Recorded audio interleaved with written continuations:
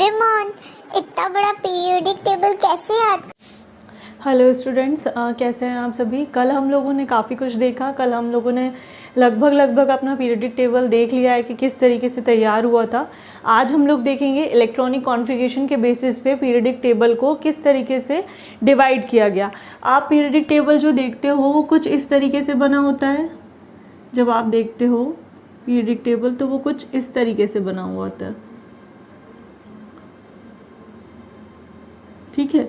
ये ऐसा रहता है और नीचे करके दो मैंने बताए थे आपको 14 एलिमेंट्स रहते हैं, उनका अलग से वो किया गया है, जो कि क्या है आपका F ब्लॉक है, 4F ब्लॉक और 5F ब्लॉक जिसमें से शुरू हो जाता है, इसीलिए उनको नीचे रखा है, मतलब F ब्लॉक नीचे रखा हुआ है। यहाँ पे अब उनने जब पीरियोडिक टेबल तैयार किया था तो आपको पता है 18 ग्रुप में डिवाइड किया था। तो ये वाला जो ग्रुप है इतना, यहाँ से लेकर 1 से लेकर ये 2 ग्रुप, इसको उन्होंने क्या बोला, इसको उन्होंने पी ब्लॉक बोला। मतलब इसमें क्या बना दिए उन्होंने, ब्लॉक्स बना दिए। यहाँ से लेकर यहाँ तक का एरिया उन्होंने क्या बोला, इस को उन्होंने ये एस ब्लॉक है, ये पी ब्लॉक है, ठीक है। ये पी ब्लॉक बना दिया, वो एस ब्लॉक बना दिया। बीच वाला जो था वो उन्होंने क्या बना दिया, डी ब्लॉक बना दिया। एंड नीचे वाला जो था उसको उन्होंने एफ ब्लॉक बना दिया। किन्होंने बनाया, मूसले ने। अब ये ऐसा कैटेगराइजेशन क्यों किया, ऐसा कैटेगराइजेशन उन्होंने कुछ स्पेसिफिसिटी देखकर एलिमेंट्स की उस बेसिस पे किया। सबसे पहले हम पढ़ते हैं एस ब्लॉक के बारे में। एस ब्लॉक क्या होता है, ठीक है। एस ब्लॉक एलिमेंट्स या एस ब्लॉक में वैसे वो एलिमेंट्स रखे गए जिनका जो इलेक्ट्रॉनिक कॉन्फ़िगरेशन था NS क्या था, NS1 था, या फिर आप बोल सकते हो NS1 से लेकर 2 था। तो ऐसे एलिमेंट्स जिनका इलेक्ट्रॉनिक कॉन्फ़िगरेशन जब हम निकालते हैं 1s 2s 2p, इस तरीके से हम लोग इलेक्ट्रॉनिक कॉन्फ़िगरेशन निकालते हैं। तो जिन एलिमेंट्स का इलेक्ट्रॉनिक कॉन्फ़िगरेशन NS1 या NS1 से लेकर 2 था, उन एलिमेंट्स को कहाँ रखा गया, एस ब्लॉक में रखा गया। या आप बोल सकते हो जिनकी वैलेंसी +1 या +2 थी, ठीक है, या ऑक्सीडेशन नंबर जो होता है वो +1 या +2 था, उन एलिमेंट्स को उन्होंने कहाँ रखा, एस ब्लॉक में रखा। साथ में एस ब्लॉक एलिमेंट में जितने भी NS1 वाले थे, ठीक है, NS जिस पे 1 आ रहा था, उनको उन्हें क्या बोला, एल्कली मेटल्स। क्या बोला उन्होंने इसको, एल्कली मेटल्स। और जो NS2 थे, मतलब 1 से लेकर 2 तक, उनको बोला उनने एल्कलाइन अर्थ मेटल इसलिए बोला गया एल्कलाइन अर्थ मेटल, क्योंकि ये हल्के से सॉल्टी नेचर के भी थे, साथ में ये अर्थ क्रस्ट पे आसानी से मिल जाते हैं, इसीलिए इनको एल्कलाइन अर्थ मेटल बोला गया। अब इनकी हम कैरेक्टरिस्टिक्स देख लेते हैं। क्या होता है, जो एस ब्लॉक एलिमेंट होते हैं वो जनरली कैसे होते हैं, सॉफ्ट होते हैं। सॉफ्ट कैसे, मतलब कि इनको ईजिली नाइफ से काटा जा सकता है। सबसे अच्छा एग्जांपल इसका आपको पता ही होगा, ऑब्वियसली छोटी क्लास से आप पढ़ते आ रहे हो, 9th-10th में पढ़ा होगा कि सोडियम जो रहता है उसको आप इजीली नाइफ से कट कर सकते हो। तो ये क्या होते हैं, बहुत ज़्यादा सॉफ्ट होते हैं। फिर इसके बाद एक और चीज़ क्या, कि ये इनका जो मेल्टिंग पॉइंट और बॉइलिंग पॉइंट होता है, मेल्टिंग पॉइंट और बॉइलिंग पॉइंट फिजिकली अगर देखें तो कैसा होता है, बहुत लो होता है। ये जल्दी गर्म हो जाते हैं, इनको ज़्यादा हीट और टेम्परेचर की रिक्वायरमेंट नहीं होती। फिर इनका अगर देखें रिएक्टिविटी, कि ये कैसे किसी भी एलिमेंट से रिएक्ट करते हैं, तो इनकी रिएक्टिविटी बहुत ज़्यादा होती है, हाई होती है। मतलब कि अगर आप देखो कि सोडियम है या लिथियम है, हमारा पहला ग्रुप जो हाइड्रोजन लिथियम सोडियम, या मैग्नीशियम कैल्शियम, इधर वाला जो देख लें हम एस ब्लॉक में 2 आ रहे हैं आपके ग्रुप 1 आएगा, ठीक है, और ग्रुप 2 आएगा, ठीक। 18 ग्रुप्स में डिवाइड है, तो ग्रुप 1 से लेकर ग्रुप 2 एस ब्लॉक में आ गया। तो ये रिएक्टिव हैं, बहुत ज़्यादा हाईली रिएक्टिव हैं। अगर आप ऊपर से नीचे की तरफ इसमें देखोगे तो इनकी रिएक्टिविटी क्या होगी, नीचे की तरफ बढ़ेगी। अब नेक्स्ट देखते हैं, सॉफ्ट हो गया, इजीली कटेबल हैं, मेल्टिंग पॉइंट बॉइलिंग पॉइंट बहुत लो होता है, रिएक्टिव होते हैं, रिएक्टिविटी ऊपर से लेकर नीचे अगर हम आते हैं तो बढ़ती है। साथ में ये क्या होते हैं, ये फ्री फॉर्म में पाए जाते हैं, इनर्ट फॉर्म, फ्री फॉर्म में इन द सेंस कि ईजिली अवेलेबल हो जाते हैं, कहीं पे भी अर्थ सरफेस पे आपको मिल जाएंगे और ईजिली किसी भी एलिमेंट से रिएक्शन करके कंपाउंड्स बना लेते हैं। तो ये मतलब एक तरीके से आप बोल सकते हो कोवेलेंट कोवेलेंट कंपाउंड्स बनाते हैं, ठीक है, कोवेलेंट कंपाउंड्स बनाते हैं। और भी काफ़ी सारी प्रॉपर्टीज़ हैं। ये गुड कंडक्टर होते हैं हीट एंड इलेक्ट्रिसिटी के, ठीक है, good conductor heat and electricity के। रिड्यूसिंग नेचर होता है इनका, ये बहुत मतलब अच्छे रिड्यूसिंग एजेंट कहलाते हैं। रिड्यूसिंग एजेंट्स अच्छे होते हैं, मतलब ये जल्दी से क्या करते हैं, आयंस निकाल देते हैं, मतलब जल्दी से N पॉजिटिव बन जाता है, H पॉजिटिव बन जाता है, लिथियम पॉजिटिव बन जाता है। मतलब क्या हुआ, रिड्यूसिंग एजेंट हुए, जो इलेक्ट्रॉन्स निकालते हैं दैट इज़ रिड्यूसिंग एजेंट। तो ये बहुत अच्छे रिड्यूसिंग एजेंट्स भी होते हैं। ये थी एस ब्लॉक की प्रॉपर्टीज़। अब इसके आगे देखते हैं हम धीरे धीरे क्या करेंगे, सारे ब्लॉक्स की प्रॉपर्टीज़ देखेंगे। इससे क्या होगा, आपको याद भी हो जाएगा कि हर ब्लॉक में क्या होते हैं, कैसे होते हैं एलिमेंट्स, और हर ब्लॉक में किस ग्रुप से लेकर किस ग्रुप तक रखा गया है। तो ये हम इस तरीके से पढ़ते जाएंगे और देखते जाएंगे एक एक करके कि हर ग्रुप में कौन कौन से एलिमेंट किस किस प्रॉपर्टी के, कैरेक्टरिस्टिक्स के आ रहे हैं। अब देखते हैं हम पी ब्लॉक। हम लोग देखते हैं P block element. S block में हमने देखा ग्रुप 1 से लेकर 2 तक था।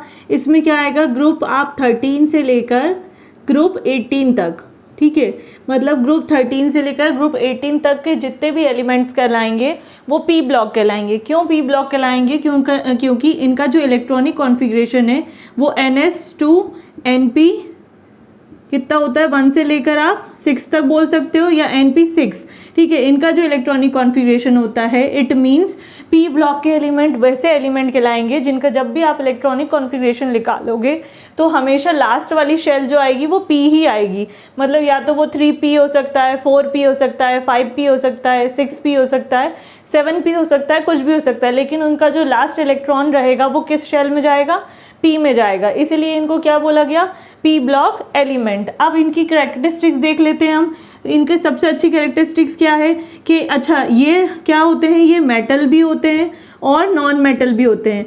मतलब इस ब्लॉक में जितने भी एलिमेंट रखे गए हैं इस ब्लॉक में वो कैसे होंगे, मेटल भी होंगे और नॉन मेटल भी होंगे, मेटल भी और नॉन मेटल दोनों प्रॉपर्टीज़ रखेंगे। मतलब पॉजिटिव आप बोल सकते हो इलेक्ट्रो पॉजिटिव कैरेक्टर के भी होंगे, इलेक्ट्रो नेगेटिव कैरेक्टर के भी होंगे।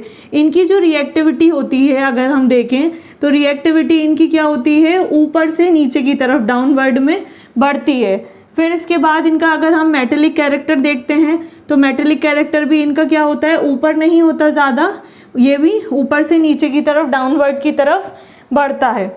इसके बाद इनका मेल्टिंग पॉइंट, बॉइलिंग पॉइंट थोड़ा हाई होता है, ठीक है, MP BP जो होता है इनका वो हाई होता है। फिर इसके बाद आप बोलोगे इनका रिड्यूसिंग एजेंट है कि नहीं है, तो ये रिड्यूसिंग एजेंट नहीं होते, ये ऑक्सीडाइजिंग एजेंट होते हैं। ये इलेक्ट्रॉन इजीली क्या ले लेते हैं, एक्सेप्ट कर लेते हैं, तो ये क्या कहलाते हैं, ऑक्सीडाइजिंग एजेंट्स। इसके अलावा और हमने क्या क्या देखा था, जैसे एस ब्लॉक में था वैसे पी ब्लॉक में हो गया।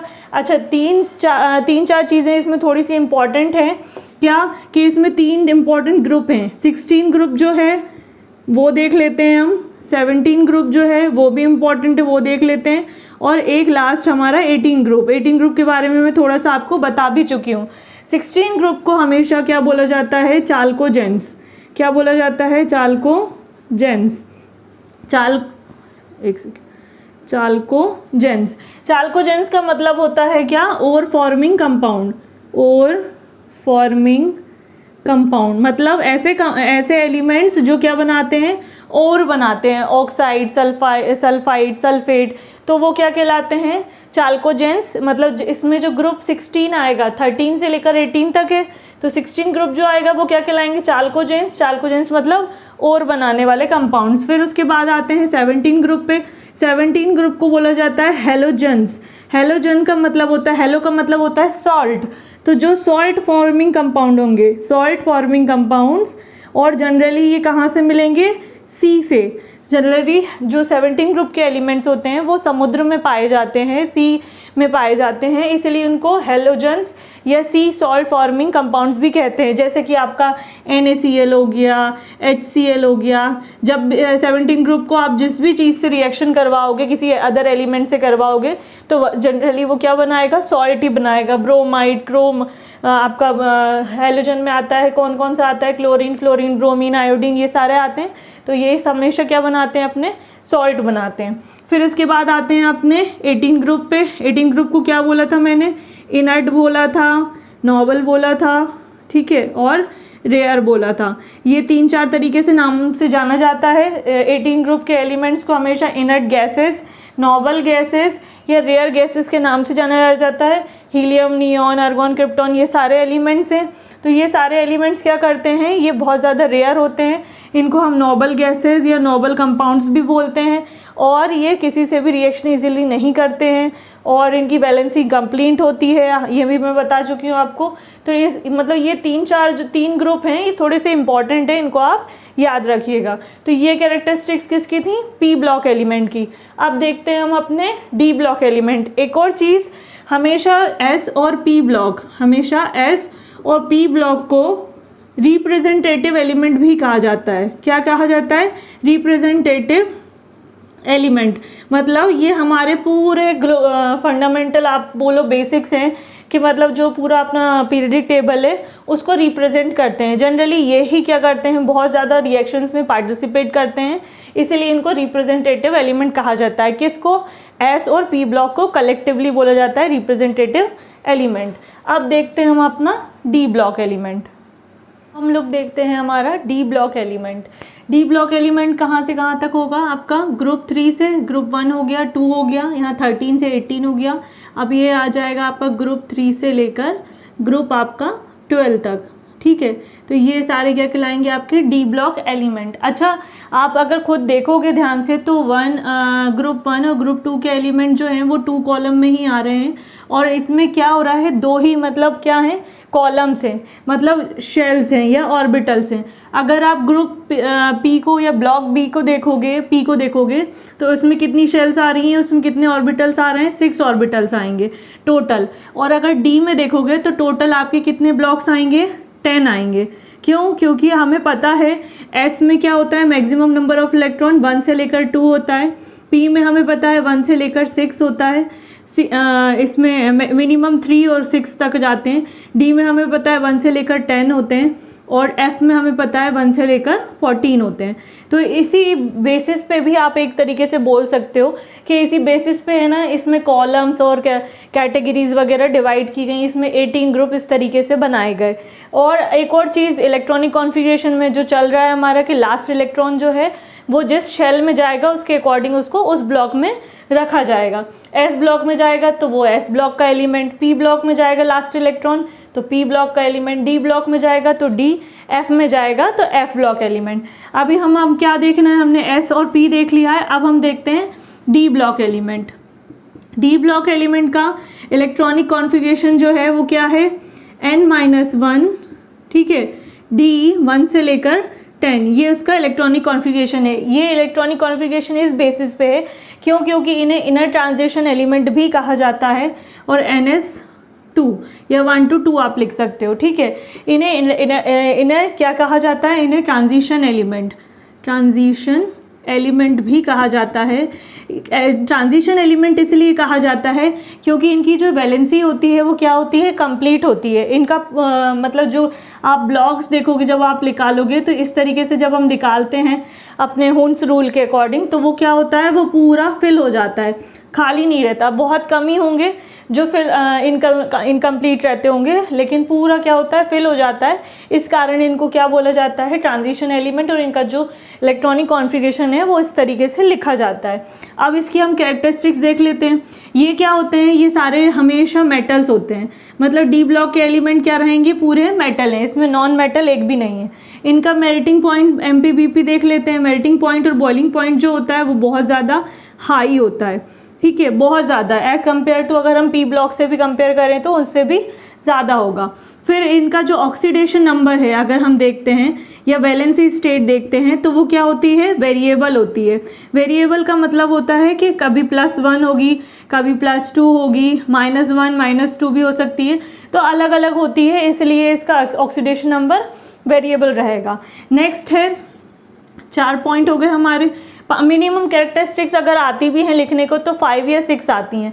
तो आपको याद रखना है इस बेसिस पे, जैसे मैं समझा रही हूँ इस बेसिस पे आप याद रख सकते हो। पहला पॉइंट आप इलेक्ट्रॉनिक कॉन्फ़िगरेशन बना सकते हो, दूसरा इनको क्या बोला जाता है, ये कैसे होते हैं, इनका मेल्टिंग पॉइंट बॉइलिंग पॉइंट कैसा होता है, ऑक्सीडेशन स्टेट कैसी होती है। अब नेक्स्ट आते हैं ये क्या होते हैं, ये जनरली इसमें अगर देखा जाए तो आयरन हो गया, कोबाल्ट हो गया, निकल हो गया, ये सारे क्या होते हैं, ये कैटलिस्ट के फॉर्म में ज़्यादातर पाए जाते हैं। मतलब ये इस डी ब्लॉक के एलिमेंट जो कहेंगे हम, तो वो ज़्यादातर कैटलिस्ट फॉर्म में भी हमें मिलते हैं। फिर इसके बाद ये क्या करते हैं, बहुत सारे कलरिंग कंपाउंड्स बनाते हैं। कलरिंग कंपाउंड्स मतलब कि जब भी ये किसी दूसरे एलिमेंट से रिएक्शन करते हैं तो अलग अलग कलर्स के कंपाउंड्स बनाते हैं, कलर्स देते हैं, तो इसीलिए इनको ट्रांजिशन और कलरिंग कंपाउंड्स भी बोलते हैं हम। फिर इसके बाद ये क्या करते हैं, ये बहुत ज़्यादा अमाउंट में अलॉय भी बनाते हैं। अलॉय क्या होते हैं, अलॉय आप बताइएगा मुझे कमेंट सेक्शन में क्या होता है। अलॉय भी फॉर्म करते हैं। तो ये प्रॉपर्टीज़ हो गई आपकी क्या, डी ब्लॉक की। अब हम देखते हैं हमारा लास्ट ब्लॉक बच रहा है एफ ब्लॉक एलिमेंट, उसको देखते हैं। हमारा लास्ट देखते हैं एफ ब्लॉक एलिमेंट देखना है हमें। एफ ब्लॉक क्यों कहेंगे, क्योंकि जितने भी इलेक्ट्रॉन्स हैं वो किस शेल में जाएंगे, आपके एफ सब शेल में जाएंगे। एफ सब शेल में आएंगे। ये टोटल कितने एलिमेंट हैं, 14 एलिमेंट्स हैं। नीचे जो रखा गया है 4F और 5F की जो शेल बनाई गई है उसमें टोटल कितने एलिमेंट्स हैं, 14 एलिमेंट हैं। इनका जब इलेक्ट्रॉनिक कॉन्फ़िगरेशन आप निकालोगे तो हमेशा क्या होगा, इस तरीके से लिख लेगा। इलेक्ट्रॉनिक कॉन्फ़िगरेशन जब हम निकालते हैं n-2 F 1 to 14 तक आएगा। फिर n-D रहेगा क्योंकि इसमें D सब शेल भी आएगी। ये बहुत ज़्यादा अंदर डीप इनर शेल में रहते हैं, इसीलिए इसका जो इलेक्ट्रॉनिक कॉन्फ़िगरेशन है वो 1 से लेकर 0 या 10 आप बोल सकते हो, और NS2। तो ये इनका क्या होता है, इलेक्ट्रॉनिक कॉन्फ़िगरेशन होता है। अच्छा, इन एलिमेंट्स को क्या कहा जाता है, इन एलिमेंट्स को जैसे उसको ट्रांजिशन कहा था, इनको हम बोलते हैं inner transition element. Inner transition element के कारण ही जो शेल है ये माइनस करके लिखी जा रही हैं क्योंकि ये इतने अंदर से होती हैं, इनर ट्रांजिशन एलिमेंट्स कहा जाता है। प्लस दूसरी चीज़ एक और आप बोल सकते हो क्या, कि ये जो एलिमेंट्स होते हैं ये बहुत ज़्यादा क्या होते हैं, अनस्टेबल होते हैं। इनका जो एटॉमिक मास होता है या एटॉमिक नंबर होता है वो बहुत ज़्यादा हैवी होता है, इसीलिए भी इन्हें इनर ट्रांजिशन एलिमेंट्स कहा जाता है। इनकी प्रॉपर्टीज़ देख लेते हैं। ये क्या होते हैं, ये हैवी मेटल्स होते हैं। पहली हैवी मेटल्स होते हैं, मतलब क्या कि ये बहुत ज़्यादा हैवी मेटल के रहेंगे। इसमें मतलब आपको अगर हम बॉइलिंग पॉइंट मेल्टिंग पॉइंट देखेंगे, मेल्टिंग पॉइंट बॉइलिंग पॉइंट, तो वो बहुत ज़्यादा क्या होता है, हाई होता है। फिर इसके बाद क्या होता है, इनका ऑक्सीडेशन नंबर वैसे ही होता है वेरिएबल, मोस्टली +3 +3 या +3 देखा जाता है, कॉमन रहता है। ये भी कलर फॉर्मिंग कंपाउंड्स बनाते हैं, ये भी कलरिंग कंपाउंड्स बनाते हैं। फिर इसके बाद अगर हम देखें तो जैसे ये रिएक्शंस के बेसिस पे इनकी रिएक्टिविटी देखें तो इनमें जो स्टार्ट कहाँ से होता है, हमें पता है लेंथनम से स्टार्ट होता है। लेंथनम हमारा पहला एलिमेंट होता है 4F का, पहली सीरीज़ का, और एक्टिनियम जो होता है हमारा दूसरे का रहता है। तो इसमें जो एक्टिनियम है वो क्या करता है, जनरली वो रेडियो एक्टिव एलिमेंट्स बनाता है, या उसमें जो एक्टिनियम वाली जो सीरीज़ में है वो कैसे रखे हुए हैं, रेडियो एक्टिव एलिमेंट्स हैं। मतलब सारे जो जितने भी एलिमेंट्स हैं वो कैसे हैं, रेडियो एक्टिव एलिमेंट्स हैं एक्टिनम वाली सीरीज़ में। तो ये प्रॉपर्टीज़ आपकी क्या हो गई, एफ ब्लॉक एलिमेंट की हो गई। इनका इलेक्ट्रॉनिक कॉन्फ़िगरेशन, इनको इलेक्ट्रॉनिक इनर ट्रांजिशन एलिमेंट कहा जाता है। Heavy metal, melting point boiling point high होता है, ऑक्सीडेशन नंबर वेरिएबल होता है, मोस्टली 3 पॉजिटिव देते हैं, कलरिंग कंपाउंड्स बनाते हैं। इसमें 2 तरीके की सीरीज़ हैं। पहली है लेंथनम, क्योंकि लेंथनम से स्टार्ट हुई है तो इसको हम लेंथेनॉइड बोलते हैं, ये भी आप लिख सकते हो लेंथेनॉइड क्यों बोला जाता है, ठीक है। फिर उसके बाद एक्टिनियम है तो इसको एक्टिनॉइड बोला जाता है, ये तो मैंने आपको कल ही बता दिया था, ठीक है। और जो एक्टिनियम है, एक्टिनियम वाली जो सीरीज़ है वो कैसी होती है, वो रेडियो एक्टिव एलिमेंट्स की होती है। मतलब जितने भी एलिमेंट्स होते हैं एक्टिनियम में वो कैसे होते हैं, रेडियो एक्टिव होते हैं। रेडियम, यूरेनियम आपने देखा होगा, उसमें देखोगे आप टेबल में तो आपको मिल जाएगा। तो ये यहाँ पे आपके ब्लॉक्स ख़त्म हुए। अब हम कुछ फिज़िकल प्रॉपर्टीज़ देखेंगे कि जैसे इन आपकी एंथैल्पी क्या होती है, आयोनाइजेशन एनर्जी क्या होती है, किस तरीके से जो फिज़िकल प्रॉपर्टीज़ होती हैं एलिमेंट्स की उसके बेसिस पे इसको और कैटेगराइज किया गया है। इसमें एक टॉपिक मेटल और नॉन मेटल और सेमी मेटल का भी है, उस पर मैं वीडियो नहीं बनाऊंगी, वो आप लोग पढ़ लीजिएगा क्योंकि मेटल नॉन मेटल आप जनरली पढ़ते हुए आ रहे हो। तो मैं सीधे आपको पढ़ाऊँगी एंथैल्पी, आयोनाइजेशन एनर्जी, तो उसी को हम आगे अब कंटिन्यू करेंगे।